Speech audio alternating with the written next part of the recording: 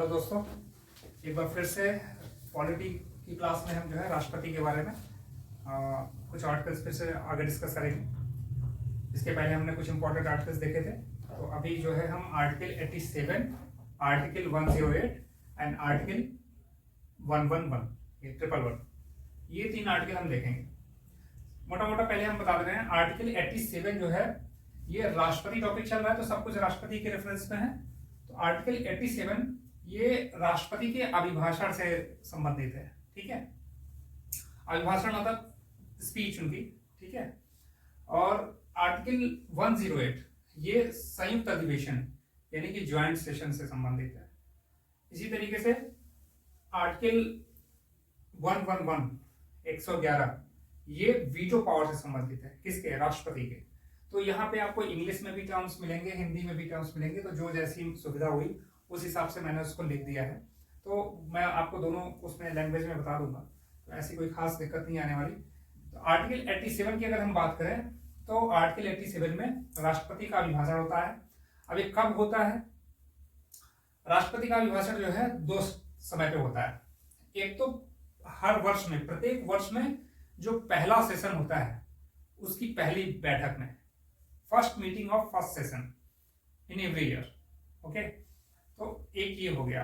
Suppose कि पहला session हो, अब ये नया साल स्टार्ट हो और पहला सेशन जो भी आए, पहला सेशन की पहली बैठक जो है वो आपका राष्ट्रपति की स्पीच से ही स्टार्ट होगा, ठीक है। दूसरा, लोकसभा का चुनाव हुआ, नया मंत्रिमंडल बना, नया मंत्रिपरिषद बना, सरकार बनी, और लोकसभा चुनाव पर जो पहली बैठक होगी सदन की, उसमें जो है पहली बैठक में राष्ट्रपति का अभिभाषण होगा। तो ये 2 जो है ऑकेजन्स हैं जिसमें कि जो है राष्ट्रपति स्पीच देता है। और ये जो स्पीच देता है, ये जो अभिभाषण होता है राष्ट्रपति का, ये कौन तैयार करता है? ये मंत्रिपरिषद तैयार करती है। मंत्रिपरिषद ही उस अभिभाषण को तैयार करती है, और इसका बहुत इंपॉर्टेंट रोल है इस अभिभाषण का। ये सिंपली एक स्पीच नहीं है।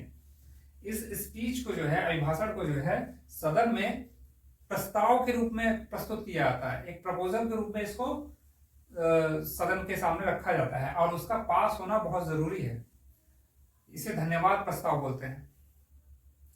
अगर ये प्रस्ताव ना पारित हो, राष्ट्रपति का अगर स्पीच, राष्ट्रपति का जो अभिभाषण है उस पर जो धन्यवाद प्रस्ताव आता है सदन में, अगर वो पारित ना हो तो सरकार गिर जाएगी, ठीक है। तो ये इंपॉर्टेंट है काफी। अगला आर्टिकल 108 में हम देख रहे हैं ज्वाइंट सेशन के बारे में बताया गया है, संयुक्त अधिवेशन के बारे में बताया गया है। संयुक्त अधिवेशन किसकी किसकी? दोनों सदनों की, यानी लोकसभा और राज्यसभा की। तो संयुक्त अधिवेशन जो है ये किन परिस्थितियों में बुलाई जाती है, किन कंडीशंस में? दोनों सदनों में अगर किसी विधेयक को लेके, किसी बात को लेके अगर मतभेद पैदा हो जाए तो वहां पे संयुक्त अधिवेशन बुलाया जाएगा, ज्वाइंट सेशन बुलाया जाएगा, राष्ट्रपति बुलाएगा इसको। और किस तरह के विधेयक होने चाहिए संयुक्त अधिवेशन के लिए? तो याद रखिएगा, केवल जो साधारण विधेयक या वित्त विधेयक है उन्हीं पे जो है ज्वाइंट सेशन बुलाया जा सकता है। इसको मैंने राइट टिक किया है, देखिए, साधारण या वित्त विधेयक राइट टिक है, यानी इन पे जो है संयुक्त अधिवेशन, ज्वाइंट सेशन बुलाया जा सकता है। किन पे नहीं बुलाया जा सकता? धन विधेयक पे नहीं बुलाया जा सकता, और संविधान संशोधन विधेयक पे आपका संयुक्त अधिवेशन, ज्वाइंट सेशन नहीं बुलाया जा सकता। मैंने क्रॉस किया है इसको समझने के लिए। तो धन विधेयक पे क्यों नहीं बुलाया जाता? धन विधेयक पे इसलिए नहीं बुलाया जा सकता क्योंकि धन विधेयक ऑलरेडी जो है राष्ट्रपति की रिकमेंडेशन के बाद ही जो है सदन में लाया जाता है। तो जब एक बार राष्ट्रपति ने पहले ही उसकी संस्तुति कर दी है, पहले ही उसको रिकमेंड कर रखा है, तो अब जो है दोबारा से उस पर राष्ट्रपति उस पर ज्वाइंट सेशन नहीं बुला सकता। संयुक्त अधिवेशन जो है संविधान संशोधन विधेयक के केस में भी नहीं बुलाया जाएगा। ऐसा संविधान में लिखा गया है कि संयुक्त संविधान संशोधन विधेयक वो हमेशा दोनों सदनों में अलग अलग पारित किया जाएगा। तो इस पे भी ज्वाइंट सेशन नहीं हो सकता, क्योंकि ये एक इंपॉर्टेंट विधेयक होता है। आप कॉन्स्टिट्यूशनल अमेंडमेंट कर रहे हैं, संविधान में ही संशोधन कर रहे हैं। जब आप संविधान में ही संशोधन कर रहे हैं तो संविधान में ये बात जो है लिखी गई है कि भाई इसके लिए आपको दोनों शब्दों में अलग अलग इसको पारित कराना पड़ेगा। तो मतभेद मान लीजिए कि धन या साधारण या वित्त विधेयक के मामले में ज्वाइंट सेशन बुलाया गया, और बुलाने का रीजन था कि भाई दोनों शब्दों में मतभेद था जो है, तो मतभेद को कैसे सुलझाया जाएगा, तो उसको सुलझाया जाएगा साधारण बहुमत से। जो ज्वाइंट सेशन होगा उसमें साधारण बहुमत से उस मतभेद को यानी बिल को पारित करा लिया जाएगा चर्चा करने के बाद। अच्छा, इस ज्वाइंट सेशन की अध्यक्षता कौन करता है, तो लोकसभा का स्पीकर। लोकसभा में स्पीकर कहा जाता है, राज्यसभा में सभापति होते हैं सॉरी, राज्यसभा में सभापति होते हैं, वही सभापति हमारे वाइस प्रेसिडेंट होते हैं। तो लोकसभा का जो स्पीकर है वो ही जो है इस ज्वाइंट सेशन की अध्यक्षता करेंगे।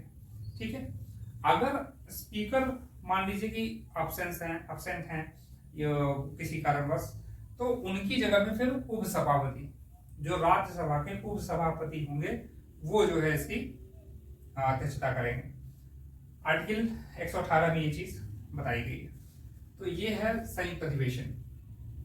अब इसके बाद हम जो है बात करें राष्ट्रपति के वीटो पावर की।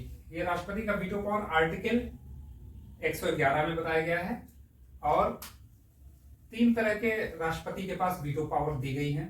राष्ट्रपति एक संवैधानिक पद है, बहुत ही इंपॉर्टेंट पद है। राष्ट्र के राष्ट्राध्यक्ष होते हैं, प्रथम नागरिक होते हैं। तो इनके पास ये विशेष पावर दी गई है कि कोई भी सदन जो है विधेयक अगर भेजता है तो उस पर ये अपनी सहमति असहमति या उसको मना कर सकते हैं। ये शक्ति जो है इनकी वीटो पावर कहलाती है। ये 3 टाइप की अभी हम इनकी बात करेंगे। एक्चुअली क्या है कि हमारा कार्यपालिका, न्यायपालिका और विधायिका। कार्यपालिका मतलब गवर्नमेंट, सरकार। विधायिका मतलब आपका लोकसभा, राज्यसभा, ये संसद। और न्यायपालिका मतलब जुडिशरी। तो ये इन तीनों को आपस में इस तरह से जो है एक दूसरे का पेच ऐसा फंसाया गया है कि भाई कोई भी इसमें निरंकुश ना हो, मतलब कोई भी इसमें मनमानी ना कर पाए। तो अब संसद को भी कंट्रोल करने की एक अथॉरिटी राष्ट्रपति के पास है इन वीटो पावर के माध्यम से। इसी तरीके से सुप्रीम कोर्ट कुछ मामलों में जो है संविधान की विवेचना करता है, इसका रिव्यू कर देता है। कभी कभी रिव्यू करने की पावर है न्यायपालिका के पास। संसद के किसी भी विधेयक का जो है उसको भी शक्ति प्राप्त है। कार्यपालिका के पास तो शक्तियां ही हैं। कार्यपालिका के कार्य में जो है ना तो आपका न्यायपालिका जो है उसमें हस्तक्षेप नहीं करेगी। तो there is a separation of power. DPSP में भी लिखा गया है कि सेपरेशन ऑफ पावर होना चाहिए। तो आइए हम बात करते हैं वीटो की। आर्टिकल 111 में जो है वीटो पावर के बारे में बताया गया है। ये 3 तरह का होता है आपका। पहला है एब्सोल्यूट वीटो पावर, जिसको कि हम हिंदी में निरपेक्ष या अत्यंतिक वीटो भी कहते हैं। इसमें राष्ट्रपति सिंपली जो है अपनी सहमति रोक देता है किसी भी विधेयक पे। जब वो आता है तो राष्ट्रपति के पास, तो राष्ट्रपति अपनी सहमति इस पे रोक देता है अगर वो उसको जो है उसे सहमत नहीं है तो। दूसरा आपका सस्पेंसिव वीटो, निलंबनकारी वीटो। इसमें क्या होता है कि राष्ट्रपति के पास कोई विधेयक आएगा तो राष्ट्रपति उसको पुनर्विचार के लिए एक बार वापस भेज सकता है सदन के पास। अगर सदन ने उसे फिर से बहुमत से पारित करके राष्ट्रपति के पास भेज दिया तो इस बार राष्ट्रपति को उसे एक्सेप्ट करना पड़ेगा। इसे निलंबनकारी वीटो कहते हैं, सस्पेंसिव वीटो बोलते हैं। अभी तीसरा सबसे इंपॉर्टेंट है जेवी वीटो या पॉकेट वीटो। ये बहुत बड़ी ताकत है राष्ट्रपति की। राष्ट्रपति इस पे जो है विधेयक को न तो स्वीकार करता है और न ही अस्वीकार करता है, वो बस अपने पास रख के इसको बैठ जाता है। अच्छा, रख के ऐसा बैठ क्यों जाता है? क्योंकि संविधान में कहीं पे भी राष्ट्रपति के पास कब तक विधेयक लंबित रहेगा इसकी कोई समय सीमा नहीं दी हुई है, कोई टाइम फ्रेम नहीं है।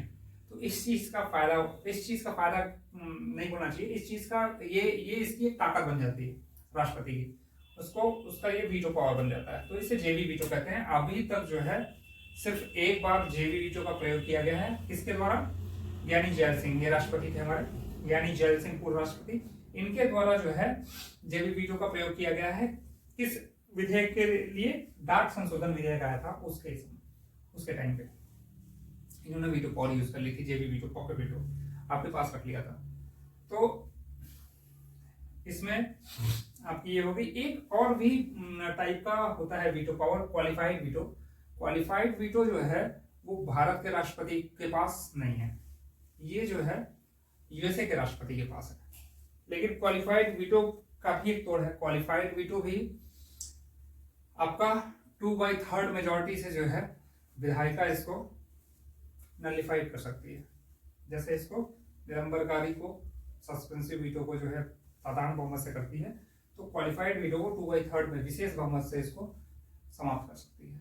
तो ये कुछ आर्टिकल्स थे। आर्टिकल 87 राष्ट्रपति का अभिभाषण, आर्टिकल 108 संयुक्त अधिवेशन बुलाया जाना राष्ट्रपति के द्वारा, और राष्ट्रपति की वीटो पावर आर्टिकल 111। ठीक है, तो इसको आप स्क्रीनशॉट ले सकते हैं, इसको आप रिवाइज कर सकते हैं। एक बुलेट पॉइंट्स हैं आपके रिवीजन के लिए। और अभी हमारी क्लासेस जो है पॉलिटी पे और भी आगे टॉपिक आएंगे, आर्टिकल्स और भी बचे हुए हैं राष्ट्रपति पे। जब एक बार हम राष्ट्रपति पे पूरी तरह से डिस्कशन कर लेंगे सारे आर्टिकल का, तो हम अगले टॉपिक पे मूव कर जाएंगे। तो मुझे फीडबैक दीजिएगा और बताइए कि आपको जो है और कौन से वीडियोस चाहिए, और ये क्लास आपको कैसी लगी है। अगर आपको अच्छा लगा हो तो लाइक कीजिए और मेरे चैनल को सब्सक्राइब कीजिए, और अपने कमेंट्स जरूर दीजिए कि इसमें क्या इम्प्रूवमेंट हो सकता है या फिर आपको क्या और वीडियोस की ज़रूरत है। आज के लिए इतना ही। Thank you.